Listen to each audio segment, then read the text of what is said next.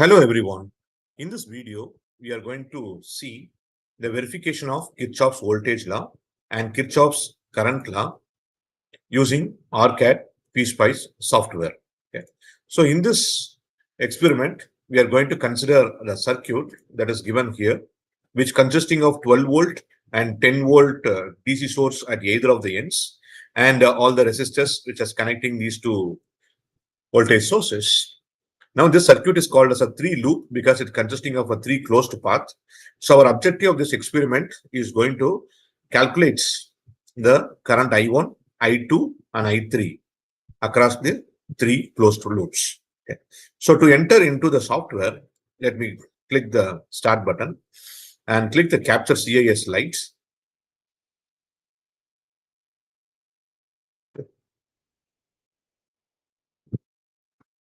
So once this image pop-ups, you give yes. Okay. So now we are going to get started with the software. So here we are going to getting started. You just click new project. So in the new project, let us say that I'm going to give the file name as KVL. Okay. So we have to select the first and the location. You can able to use any kind of location for storing this data. Okay. So here as a default, I'm keeping as a C colon. Okay. Now click OK. Now it will be asking you two questions: create based upon the existing project or create a blank project. Click create a blank project. Click OK. So now it will take you to the screen. So here only we are going to simulate. Okay.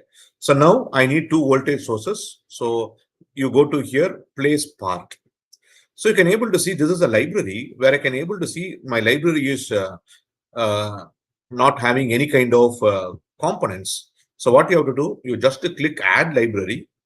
You will get the all the necessary components. You select everything. Okay, click one, select all, and click open. So now what will happen? All the library components will be added. Okay. In some of the systems, so these library components will be default will be there. So now I want to take two voltage sources. Take VDC. So once you click the VDC, you will be getting the two voltage sources. So I need to take the voltage source. So here I'm keeping one, and here I'm keeping another voltage source. Next, I need around 5 resistors. So just to type R. Okay. So you keep a resistor here and here and here and here and also over here. Okay. Now the parts have been done. So I can able to move this person over here. And these two resistors has to be rotated. So you just right click, rotate. It will be rotate. And just you click this and rotate. Okay. So now you got the circuit, what we are discussing this particular circuit. So I want to give the values. So you double click this just to give 330. Okay. And next one, 220. So here it is going to be 220. So while you're giving the values, you give for 1K. Don't give the value for R3.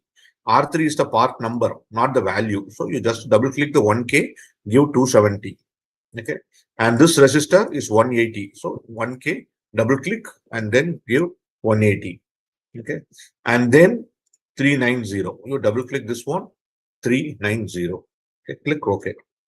Now this value seems to be the voltage source. One is 12 volt, one is 10 volt. So you double click this one. One is 12 volts and one is going to be the 10 volt. Okay. Now we have given the required values. Okay. So for the sake of understanding, we can able to move the circuit as per the thing. Okay. Now I want to give the connection. So here you can able to see place wire. Don't use this auto connection 2 points. You give place wire. You just click this one and then you make a gently connect these two things. While making a connection, don't overwrite on the resistor. What is overwriting on the resistor? Means you should not connect above the resistor. You can see this is one of the overwrite. Okay. So it will show the error. Okay. So you should not overwrite on the resistors. Okay. You should gently connect only between the 2 points. That's called connection. A connection is one which connects the 2 points. Okay. Then I need to connect the bottommost thing. Okay. To make it as a circuit. Okay. And then I need to connect it on the upside. Again, I want to connect it to the thing. Okay. So the connection should be made as per the circuit diagram. Okay. Fine. Once again, you verify whether all the values and the circuit coincides with the circuit given. Okay. So you can able to see it coincides the circuit given. In addition to that, we have to connect the ground. Okay. So here you can able to see a ground terminal will be available. Place ground will be available. Click place ground and then 0, cap SYM will be there. You click OK. That's called the zero ground. Okay. And then you connect the ground. Now the entire circuit is over. Okay. We have given the connections as per the circuit diagram. We have given the values as per the circuit and we have connected the ground. Now I want to execute this particular circuit. How to execute this circuit? Go to PSPICE. Create a new simulation profile. So here I'm going to give a name. Let us give that. I'm going to give my name as Alex. Okay. New simulation profile. Okay. Let us say the Alex 123. Create. So on created this one, it will show the settings window. Okay. So in the settings window, there will be 4 different analyses will be there. One is called time domain analysis, where you want to generate a waveform. DC sweep will be there and AC sweep will be there. So for this particular experiment, I want to take only the points. So you select bias point. That's all. You select only the bias point, click apply and click OK. Okay. Now everything is ready. Okay. Now you can able to run the circuit. So where you can able to see run PSPICE will be there. Or else you go to PSPICE, there will also run button will be there. Or else you press F11, you can run the simulation. So here what I'm going to do, I'm going to use this run PSPICE. So while it is executing, you will be getting one more window like this. Okay. So in the one more window, you can able to see, okay, since we have not taken any kind of scopes, so there won't be any display. So here you can able to see 100% the green color display will come. It shows that our program is out of errors. There are no errors over here. That is an indication. If some errors are there, this green color will not come. Now we come back to the circuit. Our objective is I want to find the value of current. So to find the value of current, enable bias current display will be there. Enable bias voltage display will be there. First, let us calculate the current. You just click the current. Okay. You just click the current. You can able to see. Okay. These are the values of current. Okay. So the current I1 is 23 milliamps. Okay. So as per the calculation, you have to verify whether the current is 23 milliamps. Current I2 is 3.127 milliamps. Current I3 is 16.56 milliamps. Okay. So while you're making a calculation, it will be minus 16.56 milliamps. And this current, the current across 220 is obtained by I1 minus I2. Okay, I1 is 23.07 minus 3.127, you will get 19.94 milliamps. Similarly, here also, okay, so you'll be getting 3.127, okay, and this is going to be a minus, so minus into minus plus, so 3 plus 16, so you'll be getting a 19.7 milliamps. So this is the red color indicates the simulated current values. I want to find the voltage value. So what you have to do, you just hide this current and click the voltage display.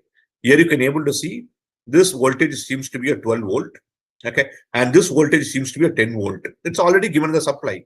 I want to find the voltage across this 220 ohms.